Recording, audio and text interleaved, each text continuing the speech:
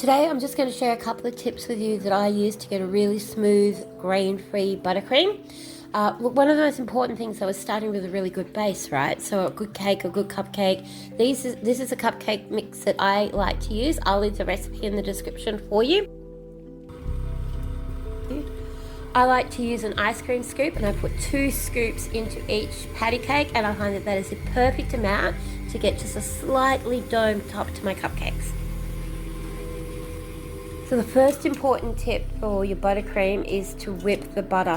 Now it needs to be whipped for at least 15 to 25 minutes. So depending on the amount of butter you have will depend on how long you need to whip it for.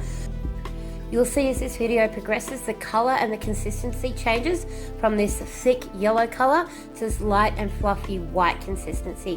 That's what you want. The other key important tip is you must sift your icing sugar.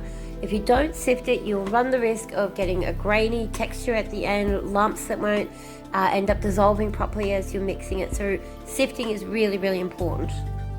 Now I've put my recipe in the description for this buttercream. You can alter it however you like. I will occasionally add some essence to it. I will change that to complement the type of cake that I'm making. So vanilla or caramel, banana.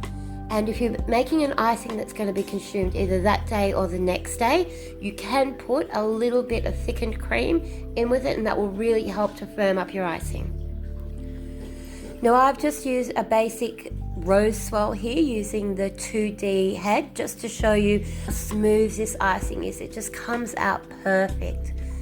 Anyway, I hope that you've been able to take a couple of things away from these tips, and if you try my recipe, be sure to let me know.